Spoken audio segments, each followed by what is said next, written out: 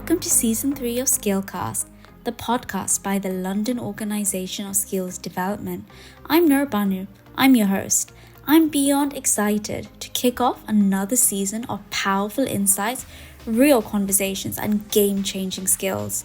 This season, we're leveling up, bringing you deeper conversations with experts and visionaries who are redefining success. From mindset shifts to must-have skills, we're unpacking what it really takes to stay ahead in an ever-evolving world. So if you're ready to learn, grow, and be inspired, you're in the right place. Let's get started.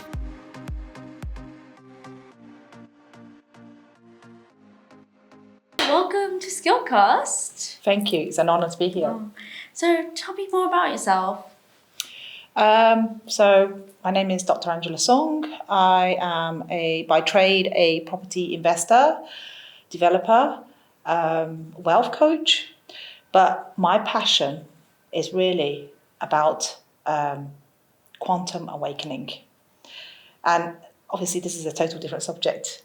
So it's about healing at a different level of the consciousness. It's also about technological healing combined with spirituality and science. So this is where I am at the moment in life. So how did you get into all of this quantum healing? So I've been a healer. By passion, I'm already an empath and a healer. I work with one-to-ones and sometimes some groups with forgiveness practices and group work when we do blessings together. But what's happened in the last few years was when I worked with one-to-ones, and also I'm a hypnotherapist by another trade, but I do it more for passion.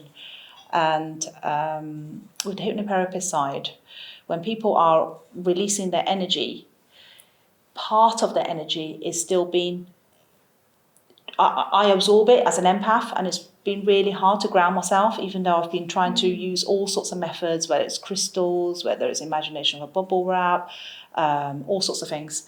But so then I asked the universe the last 3 years, please send me a tool that I can use to help do more mass healing so that I can continue to have my health and have everything I do and serve humanity in a bigger scale.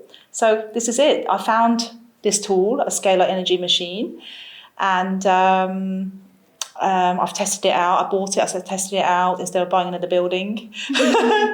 And it's worked. And then I've named this machine myself. I'm not going to give any names, called Tesla. And I'm the guardian of it. And I've asked Tesla, right, what I'm going to do, I need to house you now and for you to serve humanity.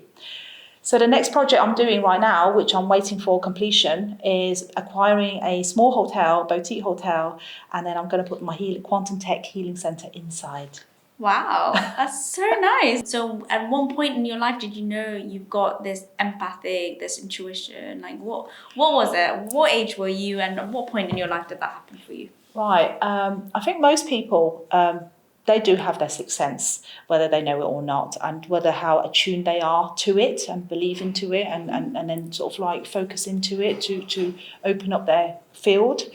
But I would say I've always felt things and felt energy around me. And obviously we all feel our electromagnetic field around people anyway, naturally, when you walk into a room. You know when somebody walks in a room and something about them that is attracted to you to want to approach them because there's something magnetic about the energy, whether they're really positive or happy. You kind of feel it, and each one of us have this magnetic field to feel, and that feeling is actually from our heart and gut instinct, whether we like someone instantly or not. So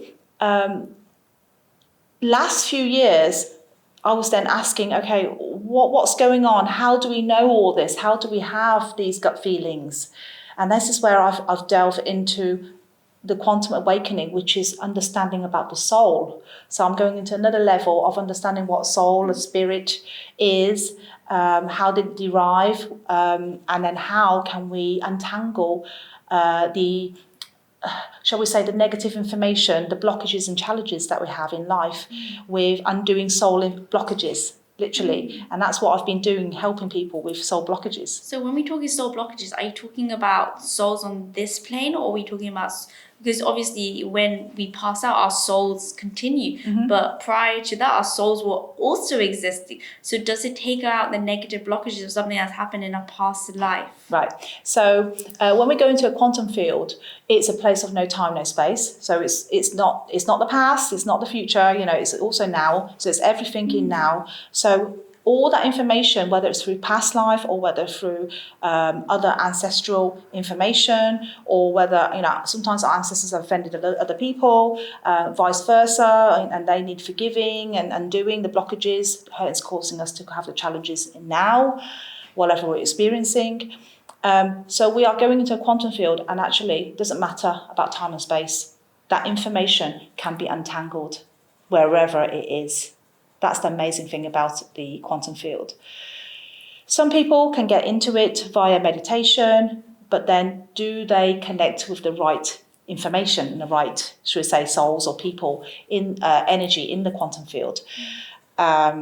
It's a heavy subject, and it's not something that everyone is aware of. It's quite high. It's quite high level, because you've got meditation, and then you've got this healers, and there's so many different types of healers as well. I love healers, by the way. I'm obsessed with them. I find all these different healers. There's healers that talk about generational trauma. There's other healers that can just touch and heal, and they're interesting. And there's some healers that just use the angels and call upon the angels, and I'm super fascinated about it. So I'm intuitive, but I'm not a healer. So I love it. I love what healers do, because I really believe we as individuals, we are capable of healing ourselves. But what a healer does, it facilitates that for them and brings them back into that direction. And there's some really kind healers. I feel bad for these healers, but I have a lot of respect for them, because they can absorb other people's negative energies. And like yourself, yes, you can absorb that. Yes. And because you absorb it, which drains you as a person, and that fact that happened to you, and the fact that you really just want to serve other people, you went on that journey to find a machine that can help heal other people without putting a strain on your own personal well-being. And I think that's that just shows your kindness and your compassion as a healer in itself, because I speak to healers all the time. There are so many healers I have connection with, and what I see in you it's completely different. There's this element of wanting to help on a different level, and the fact that you've actually taken that financial investment into something that you're so passionate about, it really shows drive. And this and success comes to people who genuinely care. Success follows, and it's interesting, and I love that. Thank you. I mean, I can say that all healers, who genuinely want to heal other people for not much of a transaction, okay? There may be a bit of monetary, but they have to cover their costs. Yes, you need, which is absolutely, it's fine, especially when you're draining someone's energy. But the fact that you've gone that extra step, that extra mile, that's the difference. Yeah, a lot of healers are naturally curious about other people and how they can help them, and it's just their natural way of being. I would say that we are all the light beings. We are more intuitive, we're very curious, and we're curious about to what level we can help people, and even from there understand and learn more about ourselves as well. But it's that kind of connection. As healers and as intuitive people, we are very sensitive to people's energy, feelings, emotions. And when you meet someone, you kind of just know, gut feeling. They have a big smile about them and big confidence, and they're wealthy or whatever they are. We know intuitively, deep down, there's something about them that they've got blockage, something deep, painful, or they're suffering behind the scenes. And there's a lot of times that I just tap into people. I'm like, putting them. They're fine, in a group you can't talk about these sort of things. But then when you take them to one side, within 5-10 minutes, most people open up their deepest, darkest secrets to me about what they're going through or things they can't let go of. I don't know, it's just maybe this channel of light that I bring in when I have this connection with people, that I'm able to do this at all levels. But, what you say is, the more you serve, the more you receive. So whether it'll be a product you're serving or service you're serving, it's the same thing. I do think a lot of healers don't make a lot of money. They're not even surviving enough for themselves, but that is their calling and their purpose, and that is what they want to do. It makes them happy. But so I'm very lucky because I've built my foundation over properties and wealth, and I attend family offices. I've been a property host and help other people become multimillionaires and buy their own property, and grow their profile of properties. But I don't do too many, for the last 2 years, I haven't done so much as mentoring consultations because my drive has been in the healing and helping other people. So it doesn't make a lot of money. I understand when people are meeting other healers, I understand, it just seemed to be a light of collaboration, like candles and fire together, and brighten the world. Yeah, it's a bit like Vampire Diaries when they get all these candles together and they're all just praying together for a better world. Yeah. So it's incredible. I mean, I've met quite a few people here at this university, at Harvard, and it's fantastic. And we're just connected with our frequency. And when we sit together and we're talking about spirituality, we're talking about the higher realms, we're talking about religion and different things. Then we are reinforcing our knowledge, saying, okay, this is what I'm seeing, what are you seeing, what are you experiencing? I love that.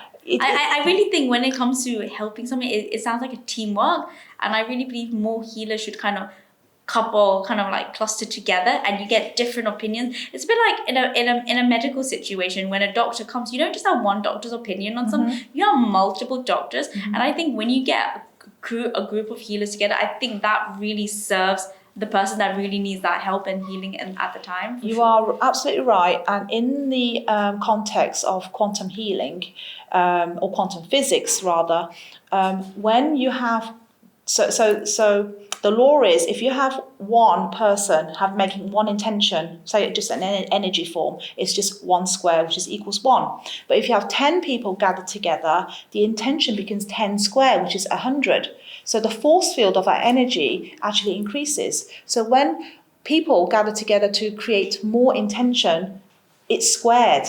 And that energy becomes more squared in the world, so that something happens. Whatever it is that we're doing, we're making intention for healing, or we're making intention for a political bill to go through. It's that intention and that power in the quantum field that actually reinforces that energy. So this will come through one day. Definitely. Is there like a opening prayer or anything that you'd like to offer? I mean, as a forgiveness practitioner, if we take nothing away, I would just say these are the words that when you have blockages, you can actually just recite this, and it goes like this: I forgive you unconditionally. You forgive me unconditionally. I forgive myself unconditionally. And bring love, peace, and harmony. Bring love, peace, and harmony. So, whenever someone has a blockage, if they are sincere about removing the blockage, whoever and whatever has put the blockage there, you can ask for forgiveness. And within the quantum field, if they're in it, the better they are. If they see light through them, like, for example, heaven, channeling light through the person and into, like a line, into Mother Earth, a channel of light, and then you're kind of like chanting this so that you're trying to get into the quantum field, or you're in it. Then whoever needs to hear it, or whatever is that source or entanglement has caused, then the negative information will be transformed into positive information, so that it can be neutralized. And you'll find miracles do happen. And even when you've had like a quarrel with someone at workplace, your spouse or your loved one, and or with somebody you just don't know why they don't get on with you for no reason, that they just don't like you for whatever reason. If you have that and that gets in the way of your life, then chant those words and imagine that light field coming into you and ask for forgiveness, whatever it is that you said in before lifetimes, or whatever it is that's happened, the blockage. And actually, after you've done the practice, Maybe you're driving or you're traveling in a train, you're just in your zone. And you walk into the room with the same person, something has shifted. You just don't know what, but it wasn't the same as before. The negative information has been shifted. And they're nice to you suddenly, or they're speaking to you. Something has shifted, and the whole perspective changes in the energy field, and it works. But forgiveness is the most important thing is about sincerity with your heart. Use your heart to drive the energy. Thank you so much. Super positive and all about forgiveness. And I really wish you all the best on that quantum healing journey. And I'd love to have you back on the podcast when you've got that boutique hotel and you've got that healing center where you can tell me more about more clients, more experiences in the future. You've been so kind to me. Thank you so much. Thank you for this beautiful interview. Thank you. You're welcome.